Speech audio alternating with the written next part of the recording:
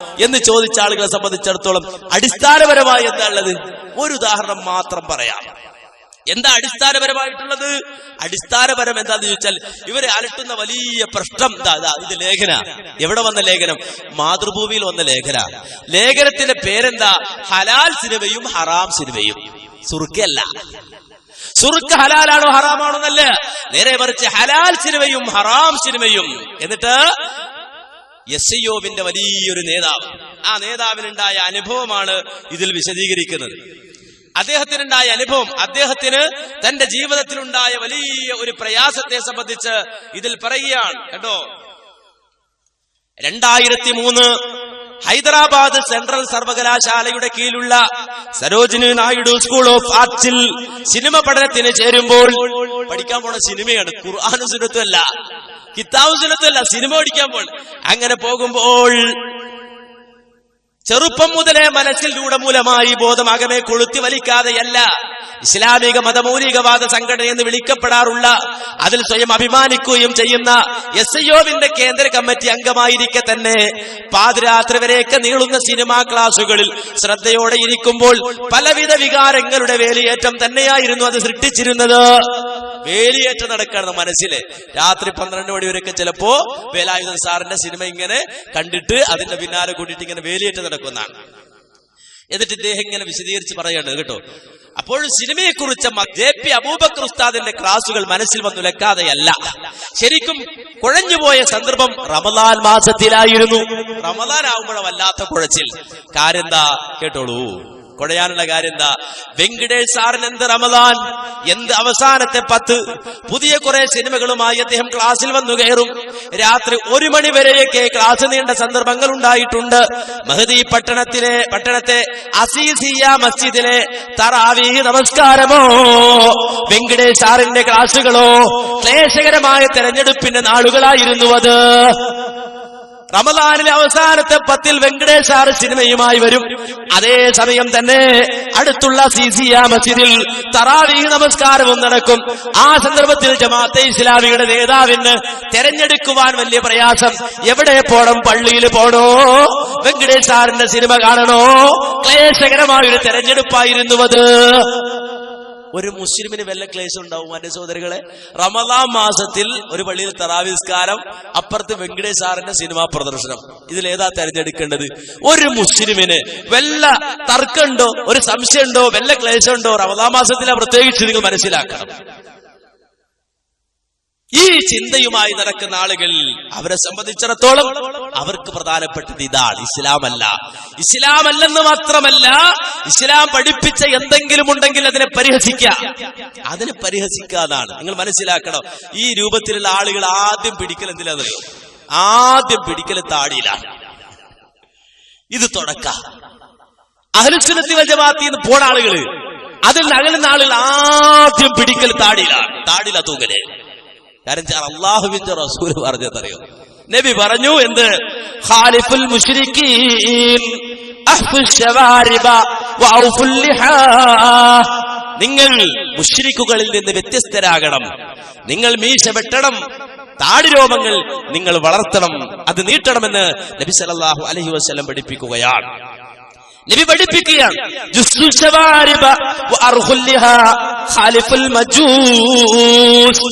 നിങ്ങൾ മീശ ചെറുതാക്കുകയും മീശ വെട്ടുകയും താടി നീട്ടുകയും ചെയ്യുക. നിങ്ങൾ മജൂസികളിൽ നിന്ന് വ്യത്യസ്തരാകണം. മുഹമ്മദ് മുസ്തഫ സല്ലല്ലാഹു അലൈഹി വസല്ലം പഠിപ്പിക്കുകയാണ്. ഇതിലാണ് ഏറ്റവും വലിയ പ്രശ്നം. ഇതിലാ പിന്നെ ഏറ്റവും വലിയ പ്രശ്നം. പിന്നെ ഇതിനെ പരിഹസിക്കുക, ഇതിനെ ആക്ഷേപിക്കുക. വളരെ വ്യക്തമായി നിങ്ങൾ കേട്ടോളൂ.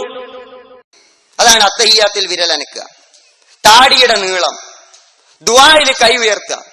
എന്ത് ചരിത്രം വിഷയങ്ങളൊക്കെ പ്രധാനപ്പെട്ട മതപരമായ ചർച്ചകളായി. വൈക്കം മുഹമ്മദ് ബഷീർ മുമ്പ് രോമമതം എന്ന് വിളിച്ചിട്ടുണ്ട് ഒരു വിഭാഗത്തെ. രോമമതം ആ അവസ്ഥയിലേക്ക് പോയി. താടി കത്തിരിക്കാൻ പാടില്ല എന്നപ്പ പറയുന്നത്. ഒരു മുജാഹിദ് സുഹൃത്തിനെ, ഒരു പ്ലസ് ടുവിന് പഠിക്കുന്ന ഒരു സുഹൃത്തിനെ കോഴിക്കോട്ട് ഒരു പുസ്തകമേളയിൽ വെച്ച് കണ്ടു. അവൻ എൻ്റെ അടുത്ത് വന്ന് സംസാരിച്ചു. അപ്പൊ അവന്റെ താടിയിൽ 4-5 രോമങ്ങൾ ഇങ്ങനെ നീണ്ടു നിൽക്കണ്. പ്ലസ് ടുവിന് പഠിക്കുക. അപ്പൊ ഞാൻ ചോദിച്ചു, ഇതെന്താ ഒരു 5-6 എണ്ണം മാത്രം ഇങ്ങനെ കാണുന്നു? അത് താടി രോമം വരാൻ തുടങ്ങിയ പിന്നെ കത്തിരിക്കാൻ പാടില്ല. ഞാൻ ചോദിച്ചു, അത് താടി ശരിക്കൊന്ന് വരാൻ തുടങ്ങിയിട്ട് പോരെ? താടിയിൽ ഒരു രോമം മുളച്ചാൽ അതങ്ങനെ തന്നെ വിടണം. ഞാൻ വളരെ പതുക്കെ ചോദിച്ചു. അത് ഉറക്കെ ആയി പോകുന്നത് ഈ മൈക്കിലായതുകൊണ്ടാണ്, എന്നോട് ക്ഷമിക്കുക. നിങ്ങൾ TP അബ്ദുള്ള കോയ ബഹുമാന്യനായ TP അബ്ദുള്ള കോയ മദനിയെ കുറിച്ച് അപ്പൊ നിങ്ങൾ എന്താ പറയാ? ഇവന് മറുപടിയില്ല. കുറച്ചു നേരം പരിങ്ങിയിട്ട് പറഞ്ഞു, ഞങ്ങൾ വളരെ വൈകാതെ അദ്ദേഹത്തെ പുറത്താക്കും. നിങ്ങൾ ആലോചിച്ച് നോക്കൂ. ഇത് വൈക്കം മുഹമ്മദ് ബഷീർ വളരെ മനോഹരമായിട്ടാണ് ഇത്തരം ചർച്ചകളെ രോമമതം എന്ന് പറഞ്ഞത്. രോമമതം എന്ന് ഇത്തരം ചർച്ചകളെ പറ്റി ബഷീർ പറഞ്ഞിട്ടില്ല. അത് ബഷീറിന്റെ പേരിലുള്ള വേറൊരു കണവ്. ബഷീർ രോമമതം എന്ന് പറഞ്ഞെന്താ? നമ്മുടെ കാന്തപുരം മുസ്ലിം നടത്തുന്ന മുടി ജ്യൂസിനെ പറ്റിയിട്ടാണ്. അതുമായി ബന്ധപ്പെട്ട് മൂപ്പര് പണ്ട് കറങ്ങാൻ പോയപ്പോ ഇതുപോലെ മുടി കണ്ട് അങ്ങനെ മുടി കാണാൻ പോയ കഥ പറഞ്ഞിട്ടാണ് വൈക്കം മുഹമ്മദ് ബഷീർ ഈ രോമമതത്തെ കുറിച്ച് പറഞ്ഞത്. മൂപ്പരെ താടിമേ കുളിച്ച്. ഈ താടിയിൽ തീ കൊളുത്താൻ നടക്കുന്ന ആൾക്കാരെ നിങ്ങൾ ശ്രദ്ധിച്ചോ? അവരെ സംബന്ധിച്ച് തുടക്കമായിരിക്കും ഇത്തരം ചിന്തകൾ. ഇത്തരം ആളുകൾക്ക് എപ്പോഴും ഉണ്ടാവും. എന്റെ മൂപ്പര് കഥ ഉണ്ടാക്കുക, MSM ഒരു കുട്ടിയെ കണ്ടുവന്നാ. അങ്ങനെ കണ്ടപ്പോ മൂപ്പർക്ക് താടി. അപ്പൊ എന്തിനാ പോലെ താടി വെച്ചത്? ഇയാൾക്ക് പ്രയാസം. ഓന്റെ മുഖത്ത താടിയുള്ളത്, ഇയാൾക്ക് എന്തിനാ പ്രയാസം?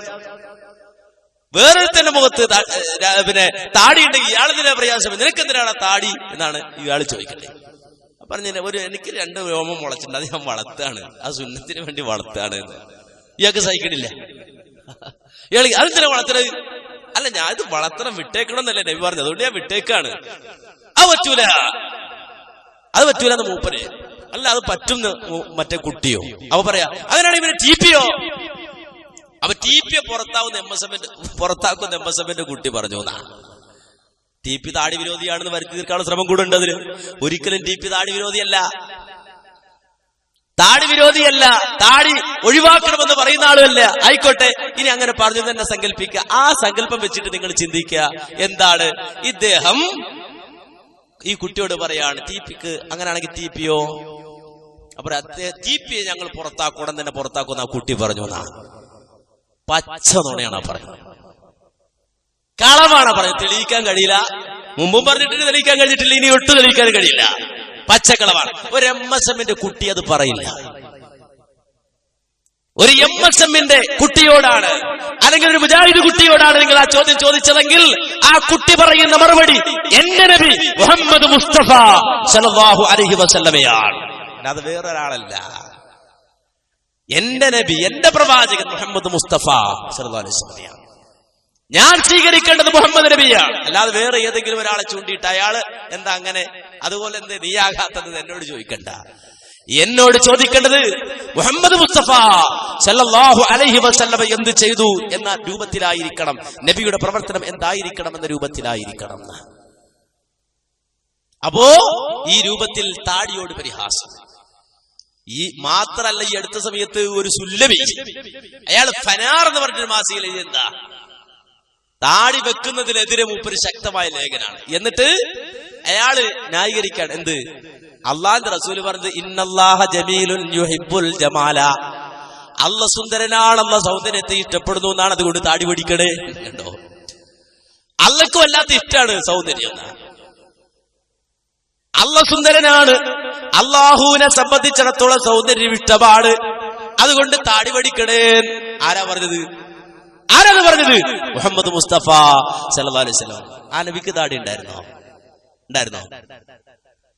നബിക്ക് താടി ഉണ്ടായിരുന്നോ? അപ്പൊ നബിക്ക് സൗന്ദര്യം ഉണ്ടായിട്ടില്ലേ? ഇന്നല്ലാഹ ജമീലുൻ യുഹിബ്ബുൽ ജമാല എന്ന് പറഞ്ഞത് താടിയുള്ള പ്രവാചകൻ അഷ്റഫുൽ ഖൽഖ് മുഹമ്മദ് മുസ്തഫ സല്ലല്ലാഹു അലൈഹി വസല്ലമയാണ്.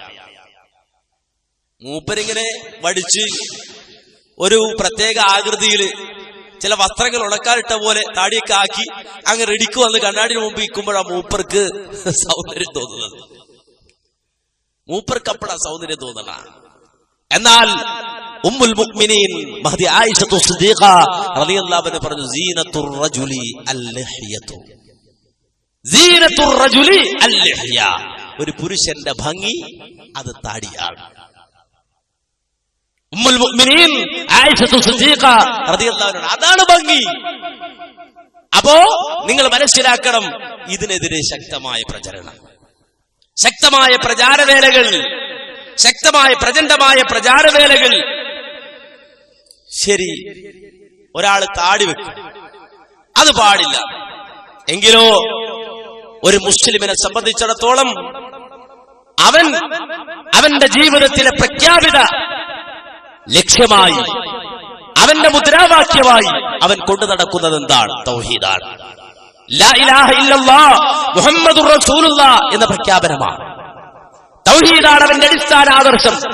ഈ തൗഹീദിന്റെ കാര്യത്തിൽ വിട്ടുവീഴ്ച വരുത്തുന്ന ആളുകളെ സംബന്ധിച്ചിടത്തോളം അവരോടുള്ള നിലപാടോ, ആ നിലപാട് അഴകുടമ്പൻ നിലപാട്, ആ നിലപാട് അഴകുടമ്പൻ നിലപാട്.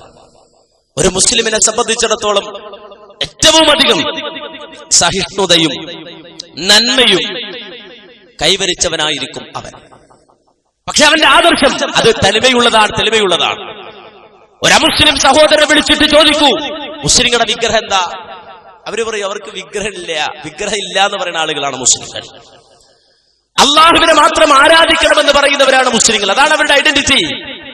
വിഗ്രഹമില്ലാത്തവരാണ്, വിഗ്രഹങ്ങളെ സ്ഥാപിക്കാത്തവരാണ്.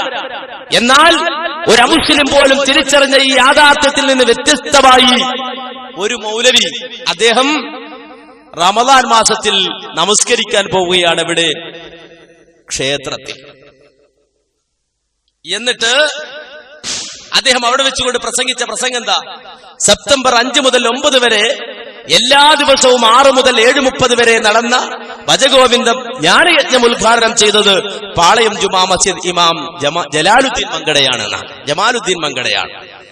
ആദിശങ്കര വിരചിതമായ ഭജഗോവിന്ദത്തെ അടിസ്ഥാനമാക്കിയുള്ള സ്വാമി സന്ദീപനാനന്ദഗിരിയുടെ ജ്ഞാനയജ്ഞം റമദാൻ പുണ്യമാസത്തിൽ ഉദ്ഘാടനം ചെയ്യാനായത് പ്രപഞ്ചനാഥന്റെ അനുഗ്രഹത്താലാണെന്ന് മൗലവി പ്രസ്താവിച്ചു.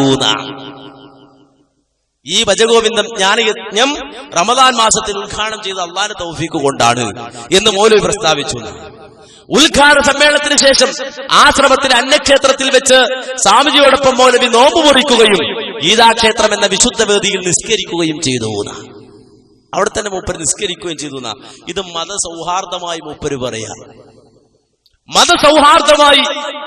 മതസൗഹാർദ്ദത്തിന്റെ പ്രതീകമായി എഴുതിവിടുകയാണ്. ഇത് പിറവി എന്ന് പറഞ്ഞിട്ട് അതുമായി ബന്ധപ്പെട്ട ആളുകൾ തന്നെ പുറത്തിറങ്ങിയ മാസികയിലാണ് ഉള്ളത്. പരിശുദ്ധ റമദാനിൽ ക്ഷേത്രത്തിൽ വെച്ച് നോമ്പ് മുറിക്കുകയും അവിടെ നമസ്കരിക്കുകയും ചെയ്തു. ഇത് ഇസ്ലാമികമാണോ? ഒരു മുസ്ലിമിനെ സംബന്ധിച്ചിടത്തോളം ചെയ്യാൻ കഴിയുന്നതാണോ? അല്ല. എന്തുകൊണ്ട്? അവന്റെ ആദർശവുമായി ബന്ധപ്പെട്ടതല്ല, അവന്റെ ആദർശത്തിനെതിരാണ്, അവന്റെ വിശ്വാസത്തിനെതിരാണ്. ഇത് ചൂണ്ടിക്കാണിച്ചപ്പോഴോ അത് പ്രശ്നമില്ല, അത് സൗഹാർദ്ദമാണെന്നാണ്. കേട്ടോ, അങ്ങനെ ഇവിടെ പ്രസംഗിക്കാൻ ഇരിക്കുന്ന ബഹുമാന്യനായ ജമാൽ സാഹിബ്, അദ്ദേഹം തിരുവനന്തപുരത്ത് ഒരു ക്ഷേത്രത്തിൽ നോമ്പ് തുറക്കാൻ പോയി. മുസ്ലിങ്ങൾ നിങ്ങൾക്കറിയാം, എല്ലാവരും നോമ്പ് തുറ നടത്താറുണ്ട്. ആ മുസ്ലിം സുഹൃത്തുക്കളെ ഒക്കെ അതിൽ വിളിക്കാറുണ്ട്. അങ്ങനെ തിരുവനന്തപുരത്ത് നമ്മൾ വിളിച്ചു, അവരൊക്കെ വന്നു. ക്ഷേത്ര കമ്മിറ്റി ജമാൽ സാഹിബിനെ പാളയം ഇമാം എന്ന നിലക്ക് വിളിച്ചു. ജമാൽ സാഹിബ് പോയി. അതിനെ രൂക്ഷമായി വിമർശിക്കുന്നു മുജാഹിദ് സംഘടന.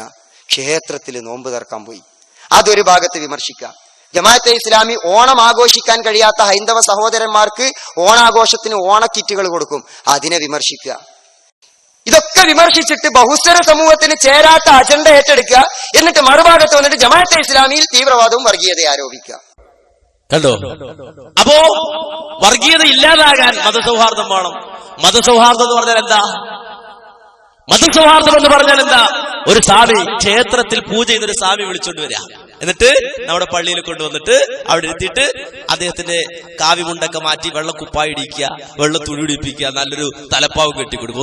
സ്വാമി ഇവിടെ ഇരുന്നോ, എന്നിട്ട് പള്ളിയിലെ പൂജാരി നേരെ പുറത്തേക്ക് കൊണ്ടുപോവാ, എന്നിട്ട് കാവിത്തുണിയും കാവിപ്പുതപ്പും കൊടുക്കുക, എന്നിട്ട് നെറ്റിയിലൊരു കുറിയും തൊട്ട് കൊടുക്കുക, പൂജാരി വിടുന്നു. മതസൗഹാർദ്ദമാണ്. ഇതാണോ മതസൗഹാർദ്ദം?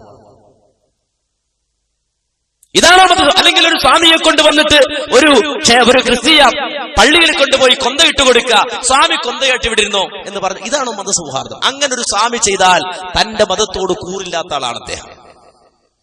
തന്റെ വിശ്വാസത്തോട്, തന്റെ ആചാരത്തോട് ഭക്തിയില്ലാത്ത ആളാണ് അദ്ദേഹം. തന്റെ വിശ്വാസത്തോട് കൂറില്ലാത്ത ആളാണ് അദ്ദേഹം. ഒരച്ഛന് എങ്ങനെയാണ് അങ്ങനെ ചെയ്താൽ മതസൗഹാർദ്ദത്തിന് വേണ്ടിയാണെന്ന് പറഞ്ഞിട്ട് അങ്ങനെ ചെയ്താൽ അദ്ദേഹത്തിന് തന്റെ വിശ്വാസത്തോട് കൂറില്ല. ഒരു മുസ്ലിം പണ്ഡിതൻ അത് ചെയ്താൽ തന്റെ വിശ്വാസത്തോട് കൂറില്ല. അത് മതസൗഹാർദ്ദമായിട്ട് ലോകത്താരും മനസ്സിലാക്കിയിട്ടില്ല. ഇവിടെ മുസ്ലിമിനെ സംബന്ധിച്ചിടത്തോളം ആ മുസ്ലിം മുഹമ്മദ് എന്നു പേരുള്ള മുസ്ലിമും രാമൻ എന്നു പേരുള്ള ഹിന്ദുവും യോസഫ് എന്നു പേരുള്ള ക്രിസ്ത്യാനിയും തോളിൽ കൈയിട്ട് അവർ സൗഹാർദ്ദം പുലർത്തി ഒരു പാത്രത്തിൽ നിന്ന് ഭക്ഷണം കഴിച്ചു, ഒരിലയിൽ അവർ ഭക്ഷണം കഴിച്ചു, ഒരു ഫാക്ടറിയിൽ അവർ ജോലി ചെയ്തു, ഒരേ കടയിൽ നിന്ന് അവർ ചായ കുടിച്ചു.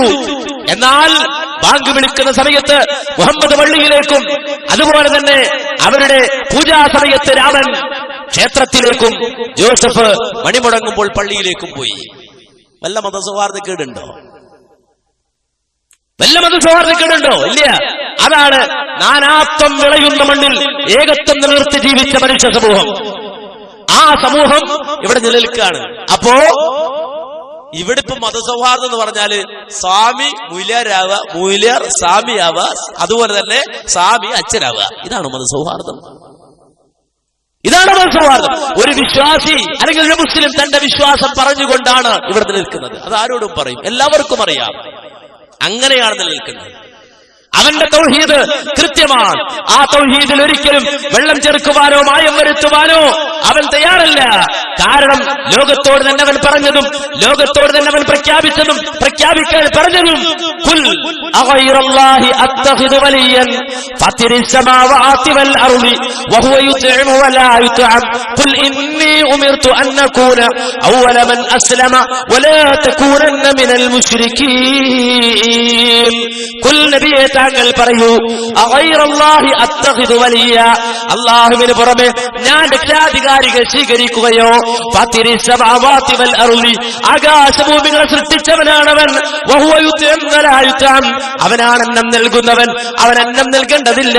ഖുൽ, അതുകൊണ്ട് നീ പറയൂ, ഇന്നി ഉമിർതു, ഞാൻ കൽപ്പിക്കപ്പെട്ടിട്ടുള്ളത് അൻ അകൂന അവ്വല മൻ അസ്ലമ, വിശ്വാസിയായി മുസ്ലിമായി ജീവിക്കുന്നവരിൽ ഒന്നാമനായി ജീവിക്കുവാനാണ്. വലാ തകൂനന്ന മിനൽ മുശ്രികീൻ, ഒരിക്കലും ശിർക്ക് ചെയ്യുന്നവരിൽ പെട്ടുപോകരുത് എന്നാണ് എന്നോടുള്ള നിർദ്ദേശം. അതുകൊണ്ട് എന്നിൽ ശിർക്കുണ്ടാവുകയില്ല, ശിർക്കിന്റെ ലാഞ്ചനയുണ്ടാവുകയില്ല എന്ന് പ്രഖ്യാപിക്കൂ. ഇതൊരു മുസ്ലിമിനോട് പറയുമ്പോ ഇത് മാറ്റിവെക്കുന്ന ഒരാളെ സംബന്ധിച്ചിടത്തോളം അയാൾ അഹ്ലുസുന്നത്തി വൽ ജമാഅത്തിന്റെ അകത്താണോ പുറത്താണോ എന്ന് ചർച്ച ചെയ്യുന്നതിൽ അർത്ഥമുണ്ടോ മാന്യ സഹോദരങ്ങളെ? അതുകൊണ്ടും അവസാനിച്ചോ?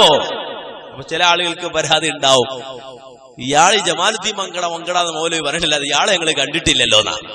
നിങ്ങൾ കണ്ടോളൂ, എന്നിട്ട് അദ്ദേഹത്തിന്റെ വാക്ക് നിങ്ങൾ ശ്രദ്ധിക്കുകയും ചെയ്തോളൂ. കൃത്യമായി തന്നെ കാണാം. സാഹിബിന്റെ അനുഭവങ്ങൾ ഒന്ന് കേൾക്കട്ടെ. ഈ അമ്പലങ്ങളുടെ കൊടിമര നിർമ്മാണം, ചുറ്റമ്പലത്തിന്റെ തകിടുമേയൽ, വിഗ്രഹം വാർക്കുന്ന പരിപാടി. വേണു സാർ കൂടെ ഉണ്ടാവും. നിങ്ങൾ ഒന്നിച്ചാ വേണു ആ മാനസികാവസ്ഥ എന്താണ് ശരിക്കും?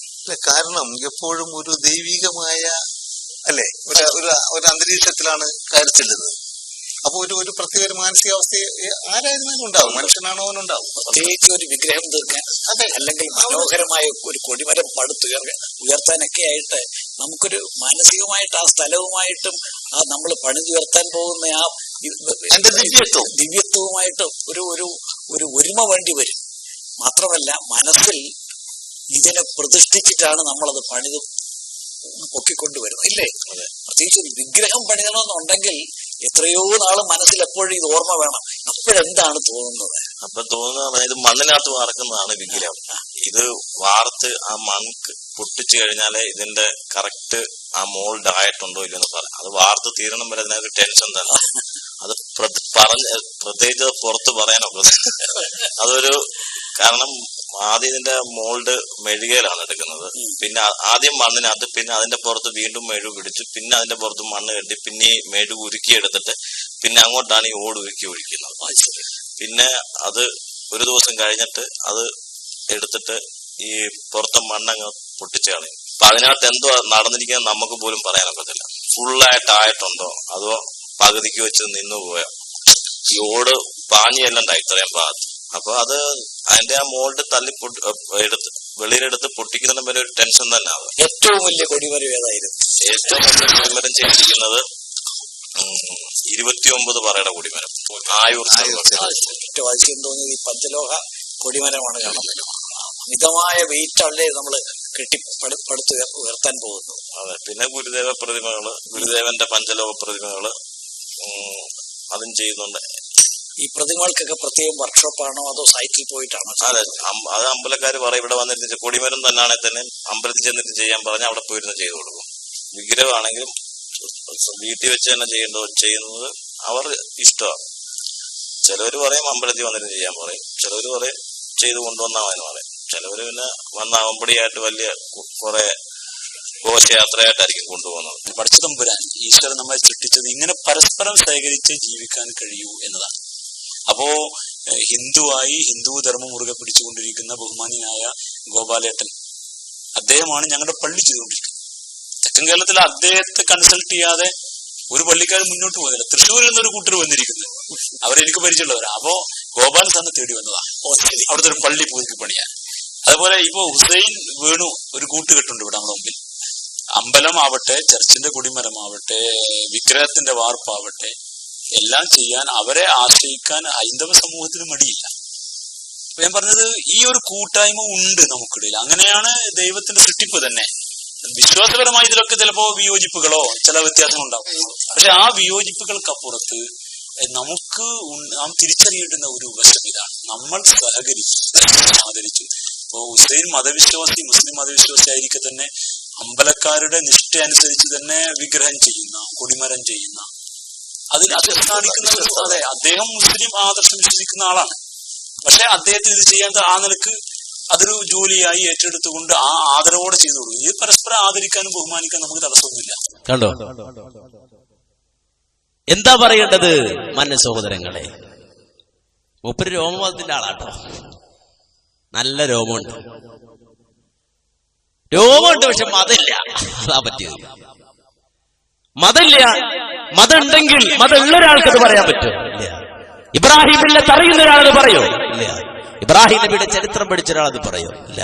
ലോകത്ത് കഴിഞ്ഞുപോയ നബിമാരുടെ, അമ്പിയാക്കന്മാരുടെ ചരിത്രം പഠിച്ച ഒരാളത് പറയോ? ഇല്ല. ഒരു മുസ്ലിം അത് പറയും? ഇല്ല.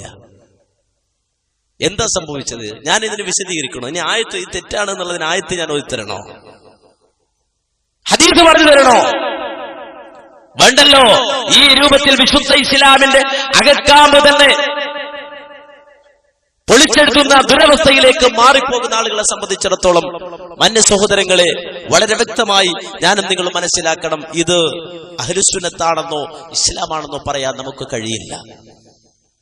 അഹ്ലുസുന്നത്താണെന്നോ ഇസ്ലാമാണെന്നോ പറയാൻ കഴിയില്ല. കാരണം ഇസ്ലാമിന് ഒരു ഐഡന്റിറ്റി ഉണ്ട്. ആ ഐഡന്റിറ്റി എന്താ? ഐഡന്റിറ്റി അതെ, അവൻ തെറ്റാണെന്ന് വിശ്വസിക്കുന്നതിൽ നിന്ന് പൂർണ്ണമായി അവൻ അകന്നു നിൽക്കണമെന്നതാണ്. യാതൊരു തരത്തിലും അതിനോട് സദൃശ്യമുള്ള പ്രവർത്തനം പോലും പാടില്ലെന്നതാണ്. നബി പറഞ്ഞു, മൻ തശബ്ബഹ ബിഖൗമിൻ ഫഹുവ മിൻഹും. ആരെങ്കിലും ഒരുത്തനോട് സദൃശ്യനായാൽ അവനും അവരിൽപ്പെട്ടവൻ തന്നെയാണ്.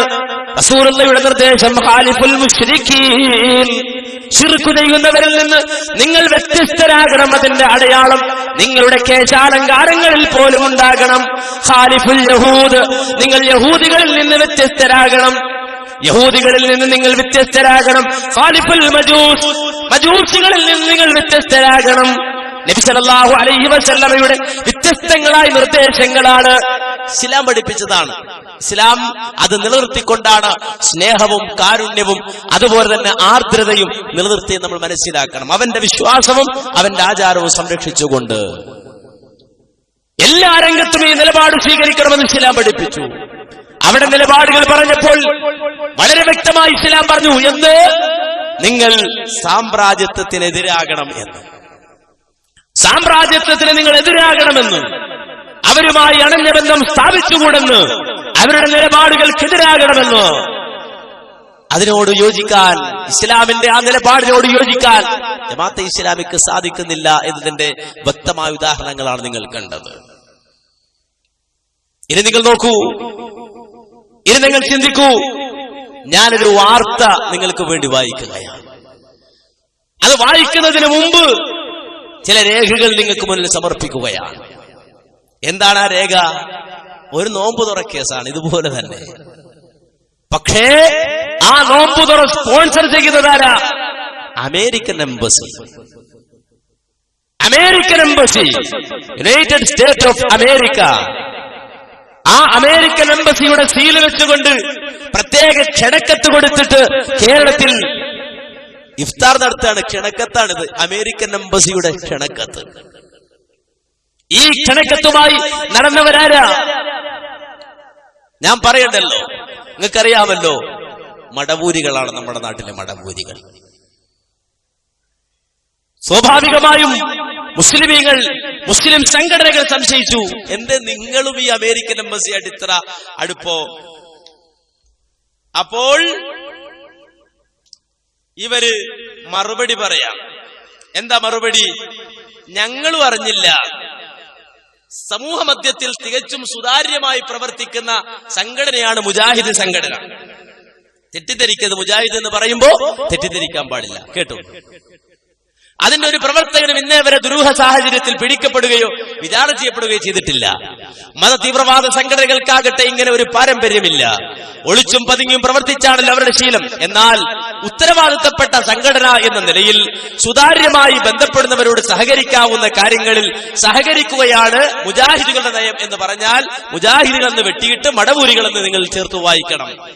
ഒബാമയുടെ ഇഫ്താർ സംബന്ധിച്ച് കോൺസുലേറ്റിലെ ഉദ്യോഗസ്ഥർ നേതൃതലത്തിലുള്ളവരെ ഔദ്യോഗികമായി ക്ഷണിച്ചപ്പോൾ വിലാസം നൽകുകയും പങ്കെടുക്കുകയും ചെയ്തത് അതുകൊണ്ടാണ് എന്ന് പറഞ്ഞാൽ, ഒബാമയുടെ ഇഫ്താർ സംബന്ധിച്ച് കോൺസുലേറ്റ് ഉദ്യോഗസ്ഥർ നേതൃതലത്തിലുള്ളവരെ ഔദ്യോഗികമായി ക്ഷണിച്ചു എന്നുവെച്ചാൽ മടവൂരികളുടെ നേതാക്കളെ ക്ഷണിക്കാണ്. അപ്പോ ഒന്നും നോക്കിയില്ല, എഴുതി ഒപ്പിട്ട് റെഡിയാക്കി കൊടുത്തു എന്നാണ്. മറ്റു പലരുമായി ബന്ധപ്പെട്ട് വിലാസം ശേഖരിക്കുന്നുണ്ടെന്നും കോൺസുലേറ്റ് വൃത്തങ്ങൾ പറഞ്ഞിരുന്നു. എന്നാൽ ചില സംഘടനകൾ ക്ഷണിക്കപ്പെട്ടില്ലെന്നത് വാസ്തവമാണ്. എന്നിട്ട് അതിന് ശേഷം പറഞ്ഞ അതിന് മുജാഹിദിനെ പഴിച്ചിട്ട് എന്ത് കാര്യം? മുജാഹിദ് എന്ന് പറഞ്ഞത് തെറ്റിദ്ധരിപ്പിക്കാൻ വേണ്ടിയാണ്. അതിന് മടവൂരികളെ പഴിച്ചിട്ട് എന്ത് കാര്യം? മറ്റുള്ളവരെ പോലെ ഇഫ്താറിൽ പങ്കെടുത്തപ്പോൾ മാത്രമാണ് ചില സംഘടനകൾ ക്ഷണിക്കപ്പെട്ടിട്ടില്ലെന്ന് മുജാഹിദ് നേതാക്കൾ പറഞ്ഞത്. ഇങ്ങനെ പറഞ്ഞതിനെ ന്യായീകരിച്ചു പോവാണ്. എന്തിനാ ന്യായീകരിക്കുന്നത്?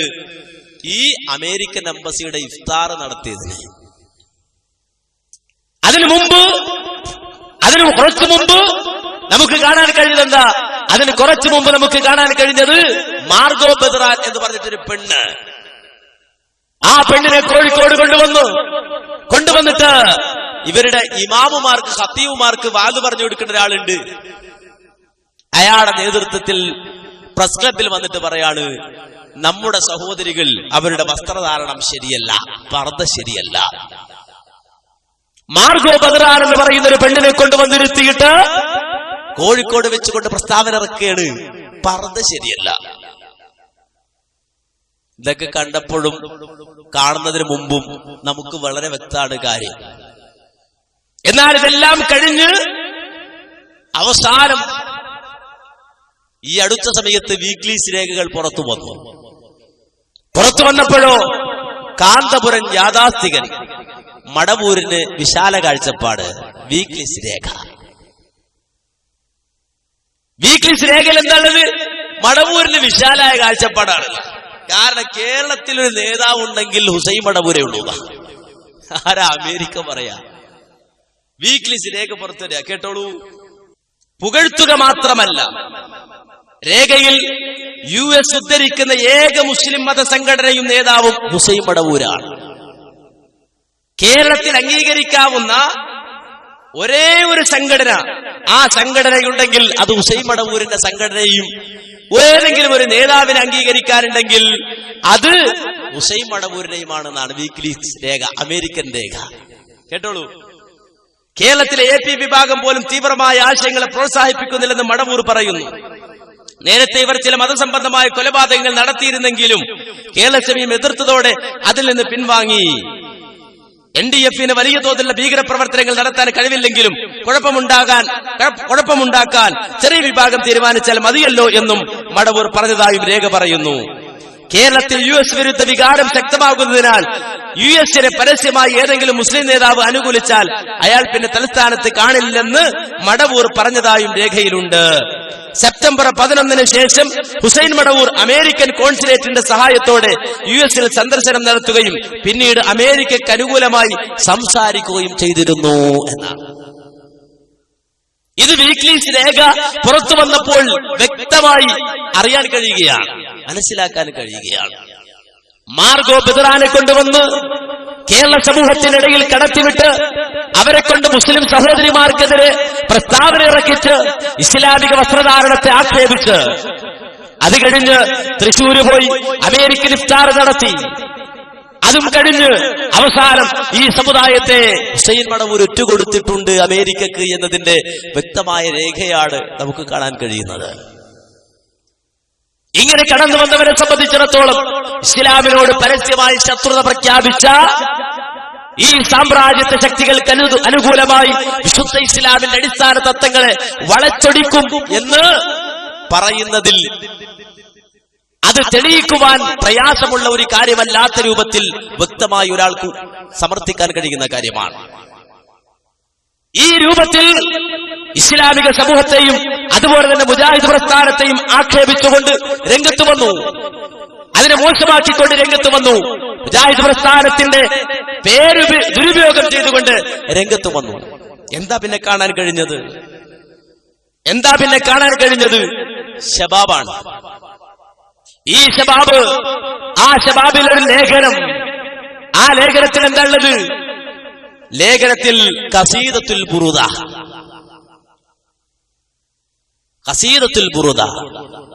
ഇതെന്തള്ളത്? അമിന്ദത് കുറുജി റാനിംബിരി സലമി മസജിതദം അൻജറ മിൻ മുഖലത്തിൻ ബിദമി എന്ന് പറഞ്ഞ് പണ്ട് നടന്നിരുന്ന ആ ബുറുദയെ പുകഴ്ത്തിക്കൊണ്ടുള്ള ലേഖന, അതിനെ പുകഴ്ത്തിക്കൊണ്ടുള്ള ലേഖനം എവിടെയാ? ശബാബില്. എന്ന് മാത്രമല്ല, ശബാബിന്റെ ലേഖനം കണ്ടപ്പോ നമ്മുടെ മുടിസുന്നിക്ക് വരെ അത്ഭുതമായി. ഇത് മുജാഹിദിന്റെ ബുക്ക് തന്നെയാണോ എന്നാണ് അവർക്ക് മനസ്സിലായ. അല്ല, ഇത് മുജാഹിദിന്റെതല്ല, മുജാഹിദിന്റെ കയ്യിൽ നിന്ന് പോയിട്ടുണ്ട് എന്ന് മനസ്സിലാക്കി റിസാലയിൽ ആ ലേഖനം ഖസീദത്തുൽ ബുർദിയെ സംബന്ധിച്ച് വന്ന ശബാബിൽ വന്ന ലേഖനം എടുത്തു കൊടുക്കുകയാണ്. ഏതൊരു കാര്യം ഈ കേരളക്കരയിൽ മുജാഹിദ് പ്രസ്ഥാനം ശക്തമായി എതിർക്കുകയും തെറ്റാണെന്ന് സമർത്ഥിക്കുകയും അത് എതിരാളികൾക്ക് പോലും മനസ്സിലാവുകയും ചെയ്തുവോ, ആ കാര്യത്തെ ഇസ്ലാമിന്റെ പേരിൽ അവതരിപ്പിച്ചുകൊണ്ട് രംഗത്ത് വന്ന മടവൂരികളെ സംബന്ധിച്ചിടത്തോളം അവർക്ക് സുന്നത്ത് ജമാഅത്ത് അംഗീകരിക്കാൻ കഴിയോ? ഒരിക്കലുമില്ല. ഇസ്ലാം പഠിപ്പിച്ച അടിസ്ഥാനപരമായ തത്വങ്ങളെ തന്നെ, ഇസ്ലാം പഠിപ്പിച്ച അല്ലെങ്കിൽ ദീൻ പഠിപ്പിച്ച അടിസ്ഥാനപരമായ കാര്യങ്ങളെ തന്നെ പരസ്യമായി ആക്ഷേപിച്ചു. പക്ഷെ ആക്ഷേപത്തില് ഒരു കഴമ്പുണ്ട് എന്ന് പറയാൻ കഴിയുമോ? മടവൂരികൾ ഉന്നയിച്ച ഒരു ആക്ഷേപത്തിൽ ഏതെങ്കിലും ഒന്ന് ഐക്യകണ്ഠേനെ ഏകകണ്ഠേനെ ഉന്നയിക്കാൻ കഴിഞ്ഞിട്ടുണ്ടോ? ഇല്ല. വൈരുദ്ധ്യങ്ങളും അതുപോലെ തന്നെ ധാരാളം അഭിപ്രായ വ്യത്യാസങ്ങളും ഒരുപോലെ നിലച്ചു നിൽക്കുന്ന രൂപത്തിൽ മടവൂരികൾ വളരെ ശക്തമായി രംഗത്ത് വന്നു. നിങ്ങൾ നോക്കൂ, ഓരോ വിഷയങ്ങളും ഞാൻ ഓരോരോ വിഷയങ്ങൾ കൃത്യമായി പറഞ്ഞു വ്യക്തമായി കാണിച്ചു തരാം. ഒന്ന് നിങ്ങൾ കേൾക്കൂ. നബി സല്ലല്ലാഹു അലൈഹി വസല്ലം ഒരു ഹദീസിനെ പരിഹസിക്കുന്നത്. ഇനി അടുത്ത വിഷയമാണ് പിശാച് കുത്തിയാൽ എന്താണ് മുറിവേൽപ്പിക്കുന്ന. ഇതായി പണ്ഡിതന്മാർ പ്രസംഗിച്ചെടുക്കാണ് പിശാചു കുത്തിങ്ങാണ്ട് വേദനിപ്പിച്ചു.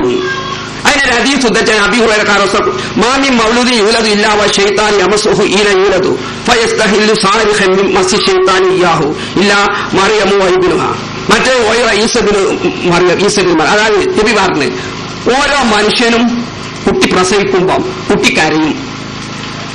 കരയാനുള്ള കാരണം എന്താ? പിശാചു കുത്തുന്നതാണ്. പിശാചു കുത്തുന്നതാണ് കുട്ടികൾ ജനിക്കുമ്പോൾ കരയുന്നത്. പക്ഷെ ഒരു റിപ്പോർട്ട് ഈസാ നബി മാത്രം എന്താണ് കരഞ്ഞിട്ടില്ല ജനിക്കുമ്പം. കാരണം ഈസാ നബിയെ കുത്താൻ വേണ്ടി പിശാച് വന്നു. അപ്പൊ കുത്ത് മർമ്മല കൊണ്ടത്. മറ്റൊരത്തിൽ ഈസാ നബിയും പിന്നെ മറിയം ബീബിയും രണ്ടുണ്ട്. മറിയം ബീബിയും ജനിക്കുമ്പോൾ കരഞ്ഞിട്ടില്ല, ഈസാ നബി ജനിക്കുമ്പോഴും കരഞ്ഞിട്ടില്ല. അതിന് കാരണം പിശാച് അവരെ കുത്തിയപ്പം കുത്തുകൊണ്ടില്ലാന്ന ബുഖാരി മുസ്ലിം ഉദ്ധരിച്ചതാ. ഈ ഹദീസ് മർക്കസുൽ ബിശാറക്കാർ ഉദ്ധരിക്കാറുണ്ട് കേട്ടോ. ഈ പുരോഹിത വർഗത്തിന് ലോകം അറിയില്ലേ? കാരണം ഈസാ നബിനെ ദൈവപുത്രനായി സ്ഥാപിക്കാൻ വേണ്ടി മർക്കസുൽ ബിശാറക്കാരുടെ ഗ്രന്ഥത്തിൽ പ്രധാനമായി ഉദ്ധരിക്കുന്ന സഹീഹ് ബുഖാരി മുസ്ലിം റിപ്പോർട്ടാ. കാരണം ബുഖാരി പറയുന്ന എല്ലാ നബിമാരും മുഹമ്മദ് അടക്കം ജനിക്കുമ്പോൾ പിശാച് കുത്തിയിട്ട് കരഞ്ഞിക്കണ്. ഈസബിന് മറിയമിന് മാത്രം പിശാച് കുത്താൻ സാധിച്ചില്ല, അപ്പം അദ്ദേഹം ദൈവപുത്രനാവണ്ടേ എന്നാ ക്രൈസ്തവരുടെ പ്രധാന തെളിവിതാണ്. അപ്പൊ ഇതിനെക്കുറിച്ച് നമുക്ക് പറയാനുള്ള മറുപടി ഇതാ. ഇതൊക്കെ KKZK പ്രസംഗിച്ചതാണ് നിങ്ങൾ മനസ്സിലാക്കണം. ഈ പുരോഹിതന്മാരിന്ന് പ്രസംഗിച്ച് നടക്കുന്ന മുജാഹിദ് സ്റ്റേജുകൾ പ്രസംഗിച്ച് നടക്കുന്ന വിഷയങ്ങളായി മനസ്സിലാക്കേണ്ടത് നിങ്ങൾ. എന്ത് ഗൗരവത്തിക്കുന്ന നിങ്ങൾ പക്ഷേ ഞാൻ സുഖമില്ലാതെ കിടക്കുക, വെള്ളം വയ്യ, എന്നിട്ട് ഈ ബാഗ് വെച്ച് ഇറങ്ങുമ്പോൾ ഞങ്ങൾ ഖേദിച്ച് ഈ ഖുറാഫിനെ എതിർക്കാനാണ് നമ്മളിങ്ങനെ ബാഗ് വെച്ച് ഇറങ്ങാറുള്ളത്. ഇപ്പം ഈ സമുദായത്തിൽപ്പെട്ട മുജാഹിദുകൾക്ക് തന്നെ എതിരെ പ്രസംഗിക്കാൻ ഈ ഗതികേട് നമുക്ക് വന്നല്ലോ എന്ന് വിചാരിക്കുക. അത് വലിയൊരു ഗതികേട് തന്നെയാണ്. മുജാഹിദുകൾക്കെതിരെ പ്രസംഗിക്കേണ്ടി വരിക എന്ന് പറഞ്ഞാൽ വലിയൊരു ഗതികേട് തന്നെയാണ്. ഇത് മർക്കസുൽ ബിശാറ തെളിവായിട്ടിരിക്കുന്നു. ഏത്? നബി സല്ലല്ലാഹു അലൈഹി വസല്ലമ പറഞ്ഞ, ഇമാം ബുഖാരിയും മുസ്ലിമും സംയുക്തമായി റിപ്പോർട്ട് ചെയ്ത ഹദീസ്. എന്താണ് ആ ഹദീസിലുള്ളത്? അതേ മാമിൻ മൗലൂദിൻ യൂലദു ഇല്ലാ വശൈത്താനു യമസ്സുഹു ഹീന യൂലദു ഫയസ്തഹില്ലു സാരിഹൻ മിൻ മസ്സി ശൈത്താനി ഇയാഹു ഇല്ലാ മറിയമോ ബിനഹാ. മറിയമിന്റെ പുത്രൻ ഈസയുമല്ലാതെ ലോകത്ത് ഏത് കുട്ടി ജനിച്ചിട്ടുണ്ടോ ആ കുട്ടിയെ പിശാച് കുത്തി നോവിച്ചിട്ടുണ്ട്. ആ പിശാചിന്റെ കുത്തുകൊണ്ട് ആ കുട്ടി പൊട്ടിക്കരഞ്ഞിട്ടുണ്ട്. ആ കുട്ടി കരഞ്ഞിട്ടുണ്ട് എന്നത്, ആ കുട്ടി കരയുമെന്നത് ഇമാം ബുഖാരി മുസ്ലിമും സംയുക്തമായി റിപ്പോർട്ട് ചെയ്യുന്ന ഹദീസാണ്. ആ ഹദീസ് ഉദ്ധരിച്ച് മൂപ്പരിക്കാണ് ഇത് മർക്കസുൽ ബിശാറ തെളിവായി ഉദ്ധരിക്കണം. നമ്മളെന്താ ചെയ്യാ? മർക്കസുൽ ബിശാറക്കാർ ഏതെല്ലാം ആയത്ത് അവർ ദുർവ്യാഖ്യാനിക്കും, എത്ര ഹദീസ് ദുർവ്യാഖ്യാനിക്കും. അതുകൊണ്ട് ആയത്തൊന്നും ഓതാൻ പാടില്ലേ? ഹദീസ് എന്ന് ഓതാൻ പാടില്ലേ? ഈസാ നബിയെ കുറിച്ച് പറഞ്ഞ ആയത്ത്, ഈസാ നബിയെ കുറിച്ച് പറഞ്ഞ ഹദീസ് അതൊന്നും ഓതാൻ പാടില്ല എന്നാണോ? പക്ഷെ ഒരു കാര്യങ്ങൾ മനസ്സിലാക്കണം, അത് അവരെ സംബന്ധിച്ചിടത്തോളം അവരെ എതിർക്കുമെന്നുള്ളത് കൊണ്ടോ അല്ലെങ്കിൽ അവർ അത് സ്വീകരിക്കില്ല എന്നുള്ളത് കൊണ്ടോ ഒരു കാര്യം പറയാതിരിക്കാൻ മുജാഹിദുകൾക്കോ ഒരു മുസ്ലിമിനോ സാധിക്കില്ല. ഒരു മുസ്ലിമിനെ സംബന്ധിച്ചിടത്തോളം, ഒരു മുജാഹിദിനെ സംബന്ധിച്ചിടത്തോളം ഒരിക്കലും അത് മറ്റുള്ളവരെ എതിർക്കും എന്നുള്ളത് കൊണ്ട് പറയാതിരിക്കാൻ പറ്റും.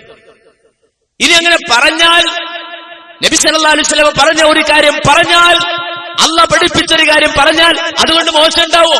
മോശം ഉണ്ടായിട്ടില്ലല്ലോ, മോശം ഉണ്ടായിട്ടില്ല. അതിന് തെളിവെന്താ? നിങ്ങൾ മറിച്ച് നോക്കി ഇമാം അഹ്മദിന്റെ ഹദീസ്. ആ ഹദീസിൽ കാണാം മഹാനായ അബ്ദുല്ലാഹി ഇബ്നു മസ്ഊദ് റളിയല്ലാഹു അൻഹു പറയാൻ, ബഅസനാ റസൂലുള്ളാഹി സ്വല്ലല്ലാഹു അലൈഹി വസല്ലം ഇലൻ നജാശി. നജാശിയുടെ അടുക്കിലേക്ക് ഞങ്ങൾ അല്ലാഹുവിന്റെ റസൂല് പറഞ്ഞു വിട്ടു. വനഹനു നസ്വും നഹവും മിൻ 80 റജുലൻ, ഞങ്ങൾ ഏതാണ്ട് 80ഓളം ആളുകളുണ്ട്. ഫീഹിം അബ്ദുല്ലാഹി ഇബ്നു മസ്ഊദ് വജഅഫർ വഅബ്ദുല്ലാഹി ഇബ്നു ഉർഫത വഉസ്മാൻ ഇബ്നു മൽഊൻ വഅബൂ മൂസ. ആ കൂട്ടത്തിൽ പറയപ്പെട്ട ആളുകളെല്ലാം ഉണ്ട്. ഫഅതൗ അൻ-നജാശിയ, ഞങ്ങൾ നജാശിയെ പ്രതീക്ഷിച്ച് പോവുകയാണ്. അങ്ങനെ നജാശിയുടെ അടുക്കലെത്തുമ്പോ വബഅസത് ഖുറൈശുൻ, ഖുറൈശികളായ ഞങ്ങളുടെ എതിരാളികളായ ആളുകൾ നിയോഗിച്ചിട്ടുണ്ട്. ആരെ? അംർ ഇബ്നു ആസി വഉമാർ ഇബ്നുൽ വലീദ് ബിഹദിയത്തിൻ. അംർ ഇബ്നു ആസിമിനെയും ഉമാർ ഇബ്നു വലീദിനെയും വലിയ സമ്മാനവുമായി നേഗസ് രാജാവിന്റെ സമീപത്തേക്ക് ഖുറൈശികൾ അയച്ചിട്ടുണ്ട്. അങ്ങനെ ഫലമ്മാ ദഖല അലൻ നജാശി, അവർ രണ്ടുപേരും നജാശിയുടെ സമീപത്ത് ചെന്നിട്ട് സജദാലഹു, അവർ രണ്ടുപേരും സുജൂദ് ചെയ്തു. അവർ രണ്ടുപേരും അതിനുശേഷം ആ നജാശിയുടെ വലതുഭാഗത്തും ഇടതുഭാഗത്തും നിന്നു. തുമ്മ ഖാല, എന്നിട്ട് അവർ രണ്ടുപേരും നജാശിയോട് പറയുകയാണ്, ഇന്ന നഫറം മിൻ ബനി അമ്മിന നസലു അർലക വറഗിബു അന്നാ വഅൻ മില്ലത്തിനാ. ഞങ്ങളുടെ നാട്ടിൽ നിന്ന് ഞങ്ങളുടെ പുത്രന്മാരായ ചില ആളുകൾ, ഞങ്ങളുടെ കുടുംബക്കാരായ ആളുകൾ താങ്കളുടെ ഈ നാട്ടിൽ വന്നിട്ടുണ്ട്. അവർ ഞങ്ങളുടെ മില്ലത്തിനെതിരാണ്, ഞങ്ങളുടെ മാർഗത്തിനെതിരാണ്, അവർ തെറ്റിപ്പോയവരാണ്, അവരിവിടെ വന്നിട്ടുണ്ട് എന്ന് നജാശിയോട് പറയുമ്പോൾ നജാശി ചോദിക്കുന്നു, എന്നിട്ട് അവരെവിടെ? അപ്പൊ പറഞ്ഞു, നിങ്ങളുടെ നാട്ടിൽ തന്നെയുണ്ട്, ഇവിടെ തന്നെയുണ്ട്, അവരെ കൊണ്ടുവരുവാൻ നജാശി കൽപ്പിച്ചു. അങ്ങനെ നജാശി 80ഓളം വരുന്ന വിശ്വാസികളെ നജാശിയുടെ കൽപ്പന പ്രകാരം നജാശിയുടെ മുന്നിലേക്ക് കൊണ്ടുവരുമ്പോ വരുന്നതിനിടയിൽ മഹാനായ ജഅഫർ റളിയല്ലാഹു അൻഹു പറഞ്ഞു, അന ഖതീബുകുമുൽ യൗം ഫത്തബഊ, ഞാനാണിന്ന് നിങ്ങൾക്ക് വേണ്ടി വാദിക്കുന്ന ആൾ, പ്രസംഗിക്കുന്ന ആൾ, ഞാൻ പ്രസംഗിച്ചോളാം. നജാശിയുടെ മുന്നിൽ ചെന്നാൽ ഞാൻ പറഞ്ഞുകൊള്ളാം, നിങ്ങൾ എന്നെ പിൻപറ്റൂന്ന്. അങ്ങനെ അദ്ദേഹം കടന്നു ചെന്നു ഫസല്ലമ, സലാം ചൊല്ലി, വലം യസ്ജുദ്, പക്ഷേ സുജൂദ് ചെയ്തില്ല. നജ്ജാശിക്ക് സുജൂദ് ചെയ്തില്ല. ഫഖാലു, അപ്പോൾ അവർ ചോദിച്ചു, മാലക ലാ തസ്ജുദു ലിൽ മലിക്, എന്തുകൊണ്ടാണ് നിങ്ങൾ രാജാവിന് സുജൂദ് ചെയ്യാതിരുന്നത്? എന്തുകൊണ്ടാണ് നിങ്ങൾ രാജാവിന് സുജൂദ് ചെയ്യാത്തത്? ഖാല, ആ സന്ദർഭത്തിൽ ജഅഫർ റളിയല്ലാഹു അൻഹു പറഞ്ഞു, ഇന്നാ ലാ നസ്ജുദു ഇല്ലാ ലില്ലാഹി അസ്സ വജല്ല, അല്ലാഹുവിന് മുന്നിലല്ലാതെ ഞങ്ങൾ സുജൂദ് ചെയ്യുകയില്ല, അല്ലാഹുവിന് വേണ്ടിയല്ലാതെ ഞങ്ങൾ സുജൂദ് ചെയ്യുകയില്ല എന്ന് പറഞ്ഞപ്പോൾ നജാശി ചോദിക്കുകയാണ്, വമാദാ, അതെന്താ കാര്യം? എന്തേ അല്ലാഹുവിന്റെ മുന്നിൽ മാത്രം നിങ്ങൾ സുജൂദ് ചെയ്യുന്നത്? ആ സന്ദർഭത്തിൽ ജഅഫർ റളിയല്ലാഹു അൻഹു പറയാണ്, ഇന്നല്ലാഹ അസ്സ വജല്ല ബഅസ ഇലൈനാ റസൂലഹു സല്ലല്ലാഹു അലൈഹി വസല്ലമ വഅമറനാ അല്ലാ നസ്ജുദ ലിഅഹദിൻ ഇല്ലാ ലില്ലാഹ്. ഞങ്ങളിലേക്ക് അല്ലാഹു ഒരു പ്രവാചകനെ അയച്ചുകൊണ്ട് ഞങ്ങളോട് നിർദ്ദേശിക്കുകയുണ്ടായി, അല്ലാഹുവിന് വേണ്ടിയല്ലാതെ ഒരാൾക്ക് വേണ്ടിയും സുജൂദ് ചെയ്യരുതെന്ന്. വഅമറനാ ബിസ്സലാത്തി വസ്സകാത്തി, നമസ്കരിക്കണമെന്നും സക്കാത്ത് കൊടുക്കണമെന്നും ഞങ്ങളോട് കൽപ്പിക്കുകയുണ്ടായി. ഇത് മഹാനായ ജഅഫർ റളിയല്ലാഹു അൻഹു പറയുമ്പോ അംർ ഇബ്നുൽ ആസ് നജ്ജാശിയോട് പറയാണ്, ഫഇന്നഹും യുഖാലിഫൂനക ഫീ ഈസ ഇബ്നു മറിയം. ഇവരിതൊക്കെ പറയണമെങ്കിൽ, ഈ തത്വശാസ്ത്രം പറയണമെങ്കിലും നിങ്ങൾ ക്രിസ്ത്യാനികളാണ്, നിങ്ങളുടെ ഈസാ നബിക്കെതിരാണ്, നിങ്ങളുടെ യേശുവിനെതിരാണ് ഇവർ പറയുന്നത്. നിങ്ങളുടെ യേശുവിന് വിരുദ്ധമായിക്കൊണ്ടാണ് ഇവർ സംസാരിക്കണം. നിങ്ങളുടെ യേശുവിന്റെ എതിരാളികളാണ് ഇവർ, അത് നിങ്ങൾ ഓർക്കണം എന്ന് ഈ അംർ ഇബ്നുൽ ആസ് നജ്ജാശി ഓർപ്പിക്കുകയാണ്. ആ ഘട്ടത്തിൽ നജാശി ചോദിക്കുന്നു, മാ തഖൂലൂന ഫീ ഈസ ഇബ്നു മറിയം, മറിയമിന്റെ പുത്രൻ ഈസയുടെ കാര്യത്തിൽ എന്താ നിങ്ങൾക്ക് പറയാനുള്ളത്? യേശുവിന്റെ കാര്യത്തിൽ എന്താ പറയാനുള്ളത്? ജഅഫർ റളിയല്ലാഹു അൻഹു പതറിയില്ല. ഞാനെന്ത് പറയും, പടച്ചോനെ കുടുങ്ങിയോ, ഇയാൾ എതിർക്കോ? ഒന്നില്ല. ജഅഫർ റളിയല്ലാഹു അൻഹു പറയാണ്, എന്താ പറയുന്നത്? അതേ, അവര് പറഞ്ഞു, ഖാലൂ നഖൂലു കമാ ഖാല അല്ലാഹു അസ്സ വജല്ല, യേശുവിനെ കുറിച്ച് പുതിയതൊന്നും ഞങ്ങൾക്ക് പറയാനില്ല, ഈസാ നബിയെ കുറിച്ച് പുതിയതൊന്നും ഞങ്ങൾക്ക് പറയാനില്ല. അല്ലാഹു സുബ്ഹാനഹു വ തആല എന്ത് പറഞ്ഞു അതല്ലാതെ, ഹുവ കലിമത്തുല്ലാഹി വ റൂഹുഹു വഅൽഖാഹാ ഇലാ അസ്റാഇൽ ബതൂൽ ലത്തി ലം യമസ്സഹാ ബശറുൻ വലം യഫ്രിദ്ഹാ വലദ്, ഒരു കുട്ടിയും കീറി മുറിച്ചിട്ടില്ലാത്ത, ഒരു മനുഷ്യനും സ്പർശിച്ചിട്ടില്ലാത്ത കന്യകയായ ആ മറിയമിലേക്ക് അല്ലാഹു സുബ്ഹാനഹു വ തആല തന്റെ റൂഹിനെ നിക്ഷേപിച്ചു. അല്ലാഹുവിന്റെ കലിമത്ത് അല്ലാഹു റൂഹിനെ നിക്ഷേപിക്കുകയും അങ്ങനെ ആ ഈസാ അലൈഹിസ്സലാത്തു വസ്സലാം അല്ലാഹുവിന്റെ കലിമത്താവുകയും ചെയ്തു എന്ന ആ പറഞ്ഞ വാചകമല്ലാതെ, ആ പറഞ്ഞ വർത്തമാനമല്ലാതെ ഒന്നും ഞങ്ങൾക്ക് കൂടുതലായി പറയാനില്ല. ഹുവ കലിമത്തുല്ലാഹ്, അദ്ദേഹം അല്ലാഹുവിന്റെ വചനമാണ്, അല്ലാഹുവിന്റെ കലിമത്താണ്. കുൻ ഫയകൂൻ എന്ന് പറഞ്ഞ ആ നിലയിൽ അല്ലാഹു സുബ്ഹാനഹു വ തആല സൃഷ്ടിച്ച ഒരു സൃഷ്ടിയാണ് അദ്ദേഹം, ഒരു അടിമയാണ്, അല്ലാഹുവിന്റെ ഒരു അടിമയാണ് അദ്ദേഹം. മാത്രമല്ല, ആ റൂഹ് അല്ലാഹു സുബ്ഹാനഹു വ തആല ആ മറിയമായ കന്യകയായ മറിയം, ആ മറിയമിലേക്ക് അല്ലാഹു സുബ്ഹാനഹു വ തആല നിർദ്ദേശിച്ചതാണ്. ആ മറിയമാകട്ടെ കന്യകയാണ്, ഒരു പുരുഷനും അവരെ സ്പർശിച്ചിട്ടില്ല. ഈ നിലയിൽ കൃത്യമായി മഹാനായ ജഅഫർ റളിയല്ലാഹു അൻഹു പറഞ്ഞപ്പോ ആ നജാശി ചാടി എഴുന്നേൽക്കുന്നു. ഒരു തടിയുടെ കഷ്ണമെടുത്തു അദ്ദേഹം കയ്യിൽ പിടിച്ചു.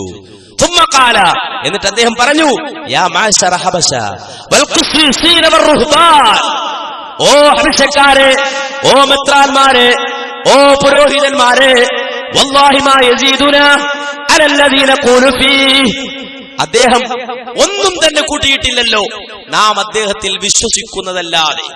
യേശുവിനെ കുറിച്ച് നമ്മൾ എന്ത് വിശ്വസിക്കുന്നുവോ അതിൽ കൂടുതലൊന്നും ഇദ്ദേഹം വർദ്ധിപ്പിച്ചിട്ടില്ലല്ലോ, കൃത്യമാണല്ലോ ഇദ്ദേഹം പറഞ്ഞത്. എന്നിട്ട് അദ്ദേഹം സ്വാഗതം ചെയ്യുകയാണ് അവരെ. നിങ്ങൾക്ക് സ്വാഗതം, നിങ്ങൾ ആരുടെ അടുക്കൽ നിന്ന് വരുന്നു അദ്ദേഹത്തിനും സ്വാഗതം എന്ന് പറഞ്ഞിട്ട് നജാശി പ്രഖ്യാപിക്കുന്നു, അശ്ഹദു അന്നഹു റസൂലുള്ളാഹ്, നിങ്ങൾ ആരുടെ അടുക്കൽ നിന്നാണോ വരുന്നത് അദ്ദേഹം അല്ലാഹുവിന്റെ റസൂലാണ്, ഞാനിതാ മുസ്ലിമാവുകയാണെന്ന് പറഞ്ഞുകൊണ്ട് അദ്ദേഹം ഇസ്ലാമിലേക്ക് കടന്നു വരികയാണ്.